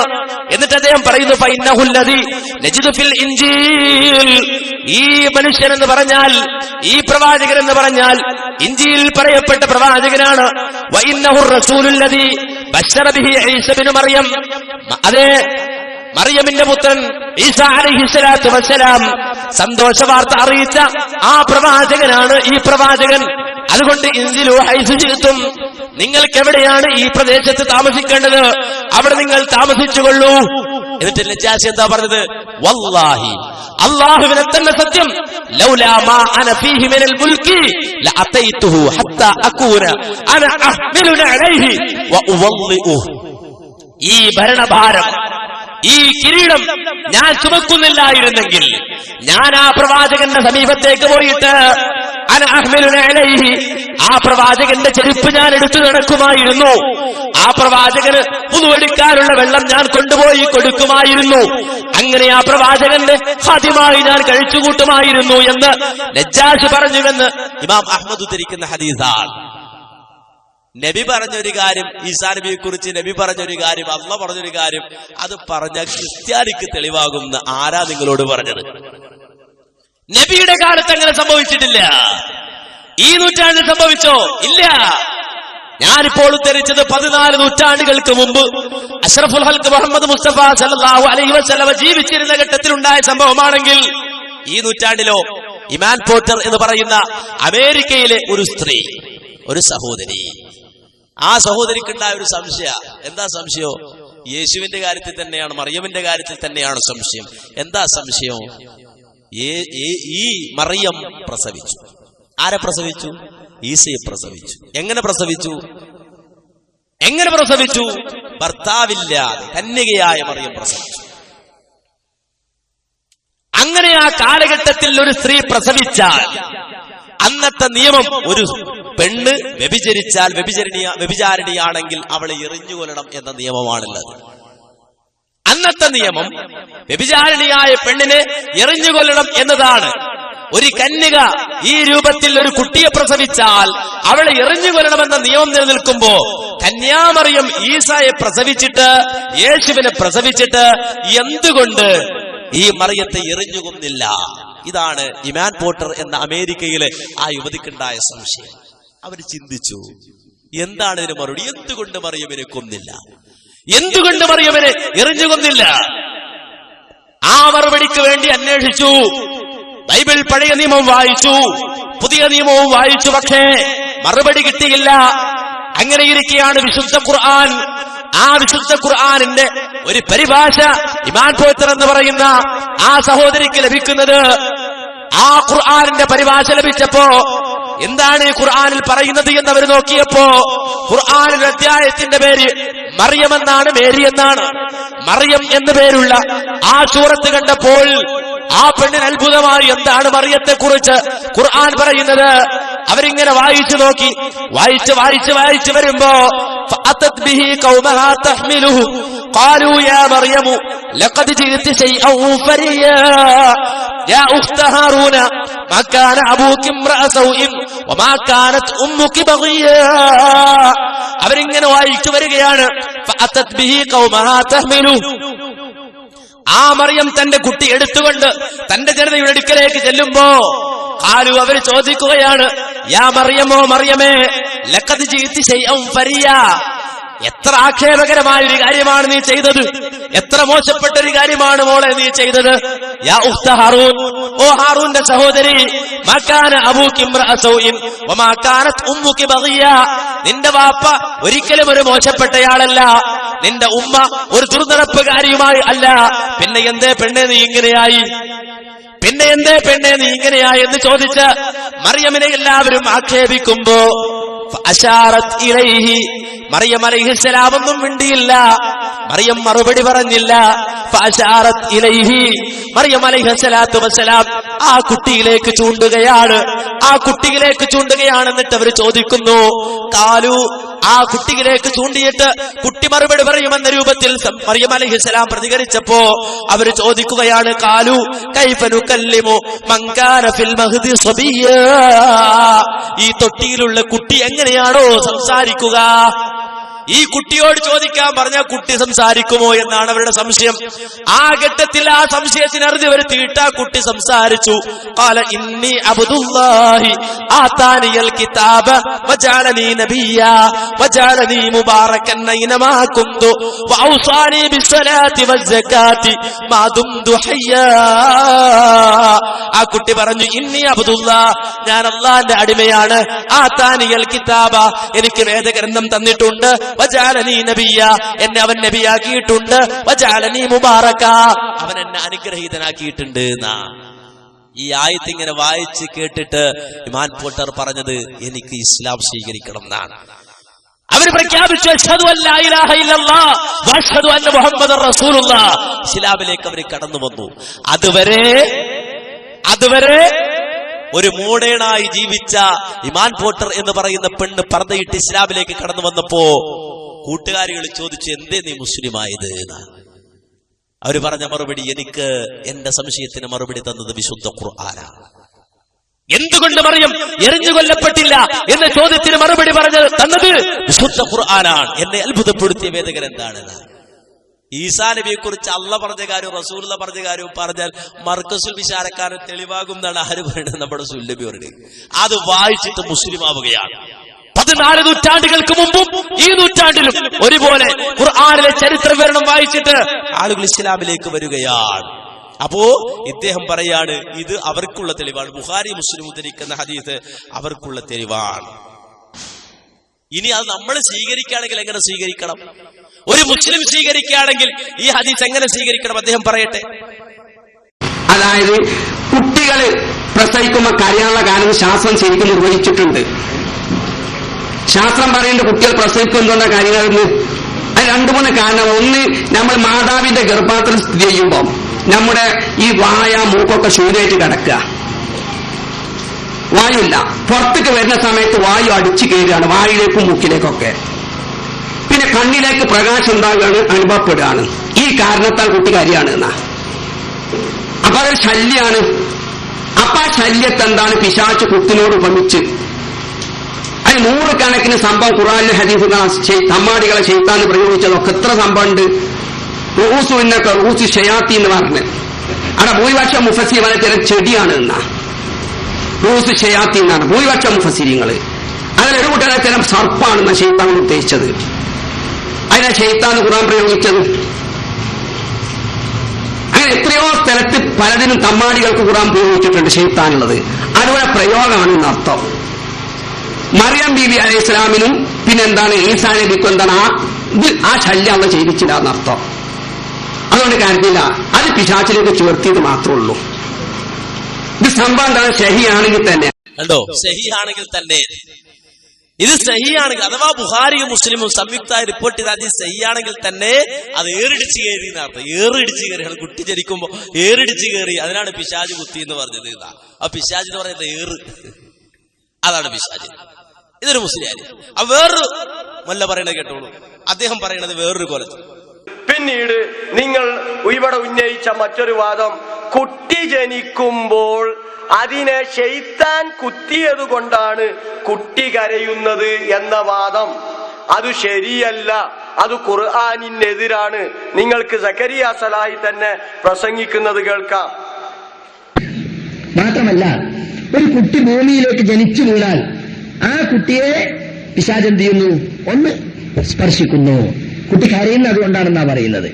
ഒരു കുട്ടി ജനിച്ചു വീണാൽ റസൂൽ പറയാണ്, ബുഖാരി റിപ്പോർട്ട് ചെയ്ത ഹദീസാണ്, മാമിൻ ബനി ആദമ മൗലൂദിൻ ഇല്ലാ യമസ്സുഹു ശൈത്താൻ ഹീന യൂലദു ഫയസ്തഹില്ലു സാരിഖൻ മിൻ മസ്സി ശൈത്താൻ ഗൈറ മറിയം വബ്നിഹാ. മറിയം ബീവിയും അവരുടെ പുത്രനുമല്ലാതെ മറ്റെല്ലാ കുട്ടികളെയും ജനിച്ചു വീഴുമ്പോൾ പിശാച് സ്പർശിക്കുന്നുണ്ട്. അതാണ് ആ പിശാചിന്റെ സ്പർശന കാരണമായിട്ടാണ് കുട്ടി കരയുന്നത്. കാരണം മറിയമിന്റെ ഉമ്മ പ്രാർത്ഥിച്ചിട്ടുണ്ട്. സൂറത്ത് ആൽ ഇംറാനിലുണ്ടല്ലോ, വഇന്നി ഉഈദുഹാ ബിക വദുരിയതഹാ മിനശ്ശൈത്താനിർ റജീം. ഈ കുട്ടിക്കും അവന്റെ സന്താനങ്ങൾക്കും പിശാചിൽ നിന്ന് രക്ഷ ചോദിക്കാൻ ഞാൻ അല്ലാഹുവേ നിന്നോട് രക്ഷ ചോദിക്കുന്നു. ഇവരെ പിശാചിനെ രക്ഷപ്പെടുത്താൻ ഞാൻ നിന്നിൽ അഭയം തേടുന്നു എന്ന് മറിയം ബീവിന്റെ ഉമ്മ പ്രാർത്ഥിച്ചുകൊണ്ട് അല്ലാഹ് പ്രാർത്ഥന സ്വീകരിച്ചുകൊണ്ടാണ് ആ മറിയം ബീവിയെയും മറിയമിന്റെ മകൻ ഈസയെയും അങ്ങനെ പിശാച് സ്പർശിക്കാതിരുന്നത്. സ്പർശിച്ചില്ല, അതുപോലെ ഈസാ അലൈഹിസ്സലാമയെയും ശൈത്താൻ സ്പർശിച്ചിട്ടില്ല. അപ്പൊ അവര് കരഞ്ഞിട്ടുണ്ടാവില്ല. ഇവരുടെ വാദം എന്താ? ശൈത്താൻ അങ്ങനെ വന്നിട്ട് കുത്തുകയാണ് എന്താ കുട്ടിയെ, അപ്പോഴാണ് കുട്ടി കരയുന്നത് എന്ന്. ശൈത്താൻ വല്ല നന്മയും ചെയ്തു കൊടുക്കാം മനുഷ്യന്, തിന്മല്ലാതെ. കുട്ടി കരയണമെന്നാണ്, എന്നാലേ ആ കുട്ടിയുടെ ആരോഗ്യസ്ഥിതി. മാത്രമല്ല ആധുനിക ശാസ്ത്രം പറയുന്നത് വാൾവിന്റെ അതിന്റെ ക്രമീകരണമൊക്കെ ശരിയാവേണമെങ്കിൽ, ഹൃദയവാൾവൊക്കെ ശരിയാവേണമെങ്കിൽ കുട്ടി കരയേണ്ടതുണ്ട് എന്നാ. അതിനേക്കാൾ ഉപരി കുട്ടിയുടെ തൊണ്ട നനക്കണം. അത് കരയുമ്പോഴാണ് കുട്ടിയുടെ തൊണ്ട നനയിക്കുക എന്നാ. പ്രസവിച്ച ഉടനെ സമ്മർദ്ദം താങ്ങാൻ കഴിയാതെ കുട്ടിയുടെ തൊണ്ട വരണ്ടു പോകും. അപ്പൊ കുട്ടി കരയുമ്പോ കണ്ണടച്ച് കരയും കുട്ടി. കണ്ണുനീർ തൊണ്ട നനച്ചു കൊടുക്കുമെന്ന് ആധുനിക ശാസ്ത്രം പറയുന്നത്. ഇതിനു വേണ്ടി ശൈത്താൻ ചെന്നിട്ട് കുത്തി കൊടുക്കുക, നന്മ ചെയ്യുവോ? ഇനി നോക്ക്, ഇവിടെ ഇവരുടെ വാദം എന്താ? മറിയം ബീവിയെ കുത്തിയില്ല, ഈസാ അലൈഹിസ്സലാമയെയും കുത്തിയില്ല. എന്തുകൊണ്ടാണ്? മറിയം ബീവിയുടെ ഉമ്മ പ്രാർത്ഥിച്ചിട്ടുണ്ട്. എന്നാൽ ഇത് നിങ്ങളുടെ ഈ വാദം തെറ്റാ. മറിയം ബീവിയുടെ ഉമ്മ മറിയം ബീവിയെ പ്രസവിച്ചതിനു ശേഷം പ്രാർത്ഥിച്ചത്. മറിയം ബീവിയുടെ ഉമ്മ മറിയം ബീവിയെ പ്രസവിച്ചതിനു ശേഷമാ പ്രാർത്ഥിച്ചത്.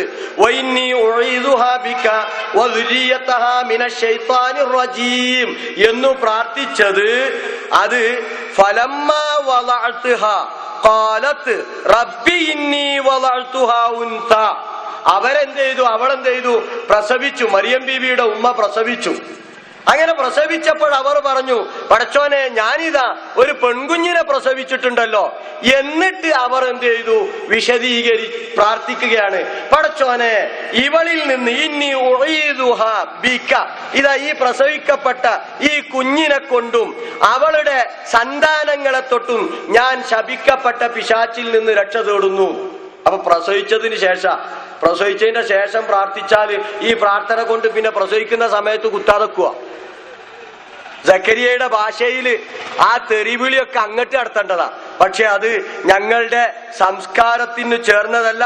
അതുകൊണ്ട് ഞങ്ങൾ എന്ത് ചെയ്യുന്നില്ല, ആ രീതിയിൽ പ്രതികരിക്കുന്നില്ല എന്ന് മാത്രം. അപ്പൊ നോക്ക്, കണ്ടോ, ഞങ്ങളിങ്ങനെ ഹദീസുകളെ ചവിട്ടി പതിച്ച് നടന്നോളാം, ഞങ്ങൾ വേറെ പണിയൊന്നും ചെയ്യണില്ല. ഇതാ പറയുന്നത്. എന്തെല്ലാം ന്യായമാണ് ഈ ഹദീസിനെതിരെ പറഞ്ഞത്? എന്തെല്ലാം ന്യായം? പിശാച് നന്മ ചെയ്യും, അത് ഇൻഷാല്ലാഹ് പിന്നീട് നിങ്ങൾക്ക് മനസ്സിലാവും. പിശാച് നന്മ ചെയ്യില്ല, പക്ഷെ പിശാച് എന്ത് ചെയ്താലും വിശ്വാസിക്കാതെ നന്മയായിട്ട് മാറും. പിശാച് ഒരു തിന്മയിലേക്ക് മനുഷ്യരെ പ്രേരിപ്പിക്കും. ഒരു വിശ്വാസി അതിൽ നിന്ന് രക്ഷപ്പെട്ട് അവൻ നല്ലൊരു കാര്യം ചെയ്യുമ്പോ ആ പ്രേരണയും പിശാചിന്റെ പ്രേരണയ്ക്കുള്ള പ്രതിഫലം, അതിൽ നിന്ന് ഒഴിഞ്ഞു മാറിയതിന്റെ പ്രതിഫലം വിശ്വാസിക്ക് ലഭിക്കും. ഏതൊരു ഷർറിനെയും ഒരു വിശ്വാസിക്ക് ഹൈറാക്കി തരണമെന്ന് ഒരു വിശ്വാസി പ്രാർത്ഥിക്കാൻ, ഷർറിനെ നന്മയാക്കി ഒരു വിശ്വാസിക്ക് കിട്ടും. ഇൻഷാല്ലാഹ് അത് പിന്നീട് മനസ്സിലാവും. പിന്നെ അദ്ദേഹം പറഞ്ഞ എന്താ? ഖുർആൻ എതിരാണ്. എന്തേ? ഫലമ്മാ വദഅത്ഹാ, പ്രസവിച്ചു കഴിഞ്ഞപ്പോഴാണ് ഈ പ്രാർത്ഥന നടത്തിയത് എന്ന്. ഇങ്ങനെ അവനവന്റെ ബുദ്ധി വെച്ച് ഖുർആൻ വ്യാഖ്യാനിച്ചാൽ അങ്ങനെ ഉണ്ടാവുക.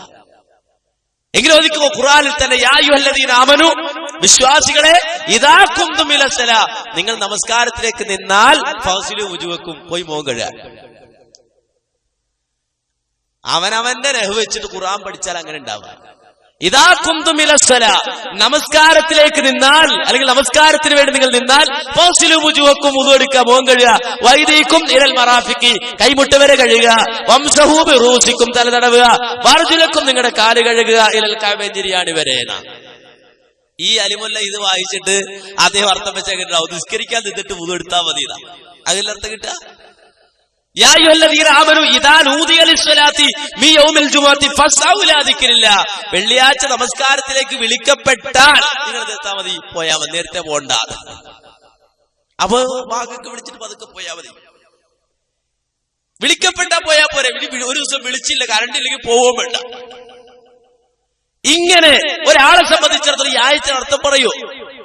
അവനാന്റെ ബുദ്ധി കൊണ്ട് ഈ ആയത്തിന് അർത്ഥം വെച്ചാൽ അങ്ങനെ ഉണ്ടാവുക. ഇനി മൂപ്പരിങ്ങനെ ഇന്നി ഉഈദുഹാ ബിക വദുരിയതഹാ മിനശ് ശൈത്താനിർ റജീം എന്ന ആയത്ത് ഇങ്ങനെ ഓതുക. എന്നിട്ട് ഇത് ഇമാം ബുഖാരി കാണാത്ത പോലെ മൂപ്പറുടെ ഭാവം. ഇത് ഖുർആനെതിരാണ്, ബുഖാരിയിൽ ആ പറഞ്ഞതിനെതിരാണ് എന്ന രൂപത്തിൽ മൂപ്പര് സമർത്ഥിക്കാൻ ശ്രമിക്കുന്നത്. എന്നാൽ ഈ ബുഖാരി മറിച്ചു നോക്കിയാൽ ഈ ഹദീസ് വന്ന ബാബ് ഏതാണെന്നറിയോ? ബാബു വ ഇന്നി ഉഈദുഹാ ബിക വദുരിയതഹാ മിനശ് ശൈത്താനിർ റജീം. ഈ ആയത്തിനെ പറ്റി പറയുന്ന അധ്യായത്തിലെ ഈ ഹദീസ് ഉള്ളത്. ഇനി നോക്ക്, ഇമാം മുസ്ലിം ഈ ഹദീസ് കൊടുത്തിട്ട് അതിന്റെ അവസാനത്തിന് ഈ പ്രാർത്ഥന കൊടുക്കുന്നുണ്ട്. ലോകത്ത് കഴിഞ്ഞു പോയ പണ്ഡിതന്മാരൊക്കെ കൊടുക്കുന്നുണ്ട്. ഈ വിഷയത്തിൽ മാത്രം ഒരു വാദപ്രയോഗത്തിലുണ്ടോ എന്ന് നമ്മൾ വെല്ലുവിളിച്ചിട്ടുണ്ട് മുമ്പ്. ഇന്ന് വരെ അത് ഏറ്റെടുത്തിട്ടില്ല. ഈ വിഷയത്തിൽ മാത്രം ഇവർ നടത്തിയ കളവുകൾ, അത്ര മാത്രം കളവുകൾ പറഞ്ഞിട്ടുണ്ട്.